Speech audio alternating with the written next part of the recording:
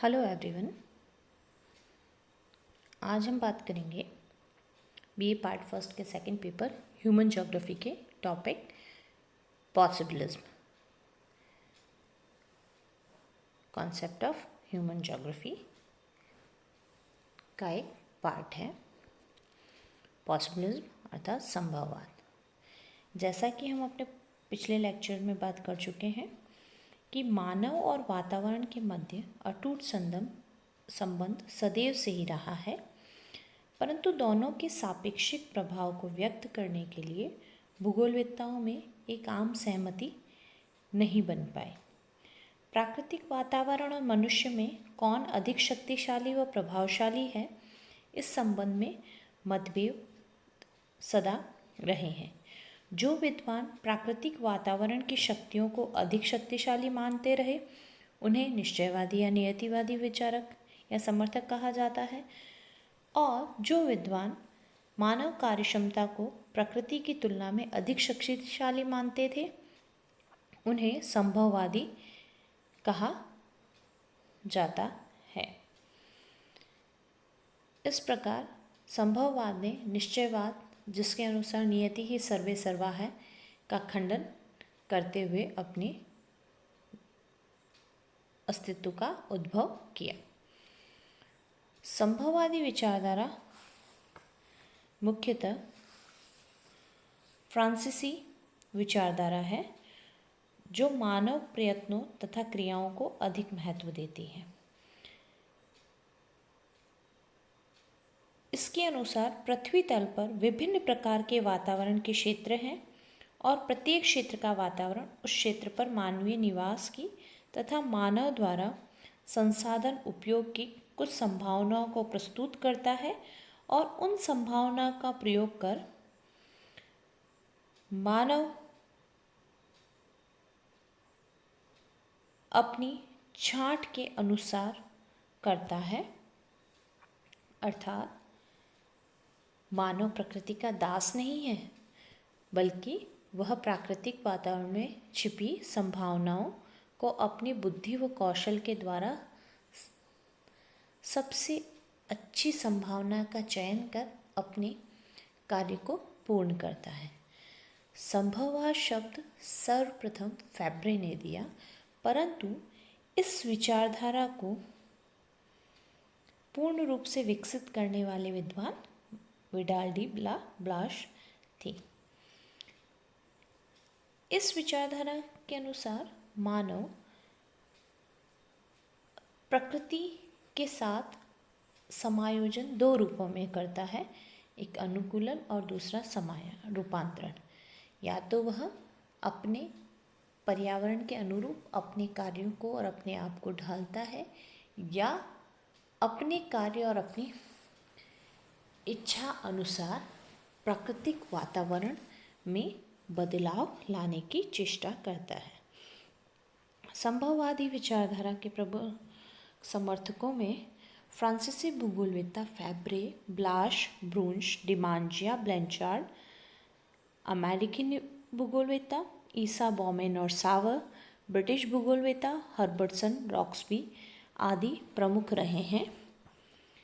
अब हम बात करते हैं कि इस विचारधारा के से संबंधित प्रमुख विद्वानों ने अपने विचार क्या दिए, जिसमें सबसे पहले हम बात करते हैं लूसियन फैब्रे की। यह एक फ्रांसीसी इतिहासकार था और इन्होंने मानवीय क्रियाओं को अधिक महत्व देने के साथ ही संभववादी विचारधारा का समर्थन किया और वातावरण के नियंत्रण को स्वीकार नहीं किया। उन्होंने मानव की दक्षता और क्षमता को स्वीकारा। इन्होंने सबसे पहले संभववाद शब्द दिया। उनकी book geographical introduction of history में संभववादी विचारधारा से संबंधित सिद्धांतों का विशेष और विशद विवेचन मिलता है। फैब्रे के अनुसार प्रकृति में सर्वत्र संभावनाएं हैं, मनुष्य इन संभावनाओं का स्वामी है तथा उसका उपयोग अपने निर्णयों के अनुसार करता है।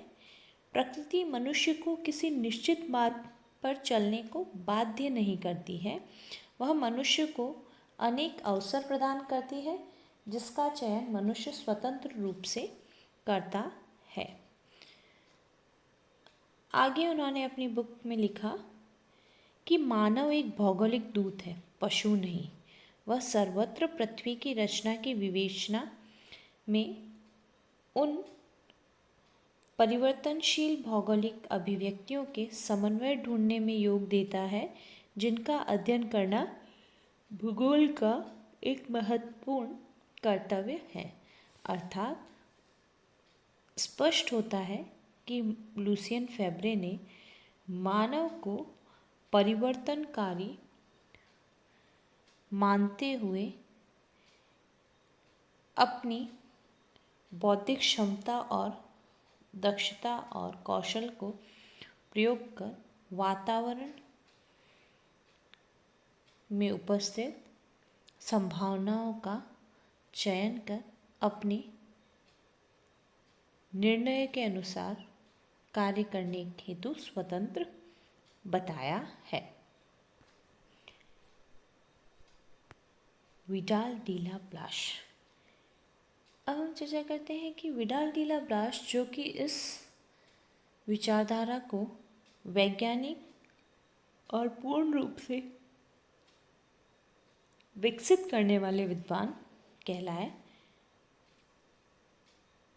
इन्हें फ्रांस में भूगोल के पितामह और मानव भूगोल के प्रणेता भी कहा जाता है। ये संभववाद के प्रबल समर्थक थे। उन्होंने कहा कि भूगोल में मानवीय क्रियाओं का अध्ययन अवश्य करना चाहिए। उनके अनुसार प्रकृति एक सलाहकार से अधिक नहीं है। उन्होंने सिर्फ एनवायरनमेंट को या नेचर को एक एडवाइज़र माना, नियंत्रक नहीं। ये सारे विचार उन्होंने अपनी book principle of human geography, जो कि 1922 में प्रकाशित हुई, उसमें दिए थे। उन्होंने लिखा, प्राकृतिक वातावरण के तत्व एक दूसरे से अंतर संबंधित हैं। उनके अंतर संबंधों का परिणाम उनके पारस्परिक संबंध है। मानवीय क्रियाओं को सार्वभौमिक एकता में सम्मिलित किया जाता है, किंतु मानवीय कार्य काव्य द्वारा निर्धारित नहीं होते। इस प्रकार मानव के कार्य एक भौगोलिक कारक के रूप में है जो क्रियाशील एवं निष्क्रिय दोनों ही है। उन्होंने आगे जाकर कहा कि प्रकृति सीमाएं निर्धारित करती है तथा मानव अधिवास हेतु संभावनाएं प्रदान करती है, परंतु प्रदत्त परिस्थितियों में मानव की क्या प्रतिक्रिया होगी अथवा वह कैसे समायोजन स्थापित करेगा, यह उनकी जीवन पद्धति पर निर्भर करता है। इस प्रकार विडाल डी ब्लाश महोदय ने क्रियाशील मानव द्वारा अपनी क्रियाओं से जगत के जड़ एवं चेतन दोनों ही तत्वों को परिवर्तित कर प्रकृति के रहस्यमय खेल को पूर्ण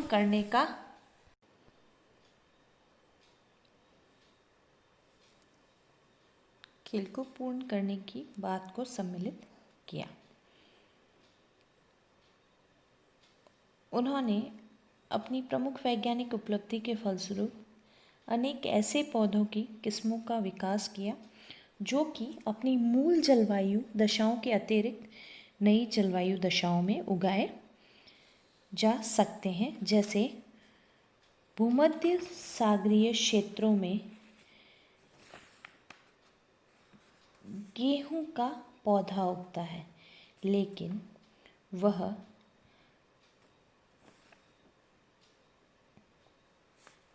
वर्तमान में USA, Russia, Australia, Canada, Argentina के साथ चाइना, भारत आदि में भी सर्वाधिक सफलतापूर्वक उगाया जा रहा है। अर्थात गेहूं, जो कि एक भूमध्य सागरीय जलवायु का पौधा है, वह शीत, उष्ण, उपोष्ण सभी प्रकार के जलवायु प्रदेशों में उगाया जा रहा है। यह सब मानव की क्रियाशीलता का द्योतक है, ऐसा विडाल डी ब्लाश ने कहा। जीन ब्रून्स ने जो कि संभववाद के कट्टर समर्थक और ब्लाश के शिष्य थे। उन्होंने निश्चयवादी विचारधारा का विरोध करते हुए कहा कि यद्यपि मानव को अपने वातावरण में रहकर कार्य करना पड़ता है, परंतु इसका अर्थ यह कभी नहीं कि वातावरण का वह दास है। उन्होंने भौगोलिक तथ्यों की व्याख्या मात्र भौगोलिक कारकों के परिप्रेक्ष्य में करना नितांत असंभव कहा।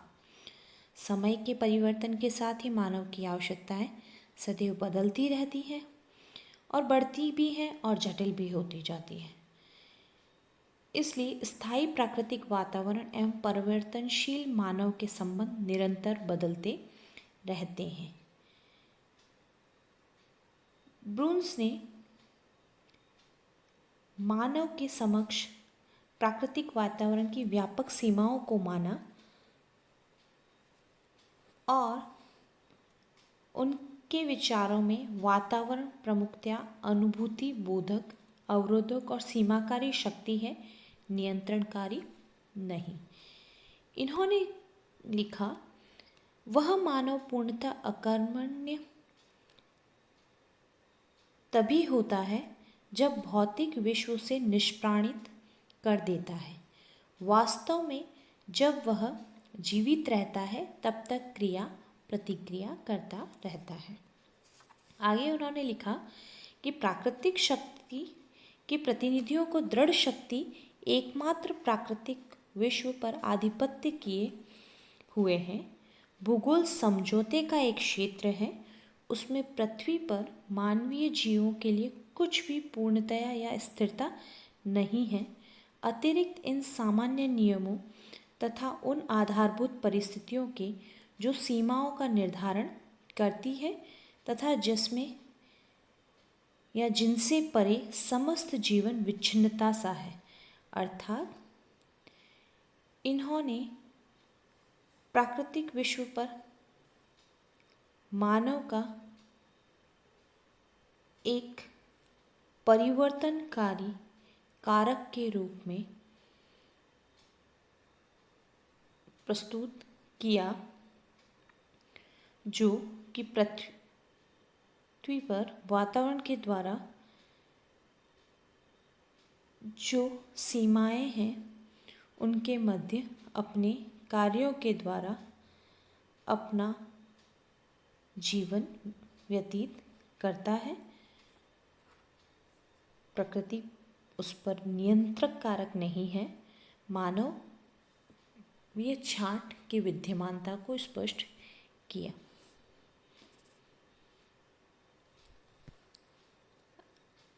अब हम बात करते हैं ईसा वॉमन के संभववादी विचारों पर। ईसा वॉमन ने अपने ग्रंथ न्यू वर्ल्ड में संभववाद का समर्थन किया। इनके अनुसार वातावरण भौगोलिक तथ्य मानव वर्ग के संपर्क से परिवर्तनशील हो जाता है, जैसा कि मानवता स्वयं भी परिवर्तनशील है। प्राकृतिक वातावरण में मानव द्वारा किए गए परिवर्तन प्रत्येक क्षेत्र में विद्यमान है। मनुष्य अपने प्रदेश की भूरचना, जलवायु, वनस्पति, मृदा आदि में परिवर्तन करता रहता है, जैसे पहाड़ी क्षेत्रों में सीढ़ीनुमा खेत बनाना, रेफ्रिजरेटर एवं एयर कंडीशनर द्वारा तापमान को सुविधानुकूल बनाना, ठंडे प्रदेशों में हीटर द्वारा घरों को गर्म करना, शुष्क भागों में सिंचाई की सुविधा उत्पन्न करना, उर्वरकों द्वारा मृदा की उर्वरता में वृद्धि करना आदि महत्वपूर्ण तथ्य है। इन्होंने एक स्थान पर लिखा कि मनुष्य दक्षिणी ध्रुव पर आरामदेह एवं प्रकाश से पूर्ण नगर बना सकता है और शिक्षा, रंगमंच एवं खेलकूद आदि की व्यवस्था कर सकता है, अथवा कुछ पनामा नहरों जैसे नहरें खोदने में जो खर्च लगता है उतना खर्च करके सहारा में ऐसे कृत्रिम पर्वतों का निर्माण कर सकता है जो वर्षा होने को विवश कर दे। इस प्रकार उन्होंने विज्ञान द्वारा भौगोलिक वातावरण के प्रभाव को प्रभावहीन कर देने का सुझाव प्रस्तुत किया है। संभववादी विचारधारा को पुष्ट करने में कई विद्वानों ने अपने विचार दिए, जिनमें से कुछ प्रमुख विचारकों के विचार हम नेक्स्ट लेक्चर में चर्चा करेंगे। धन्यवाद।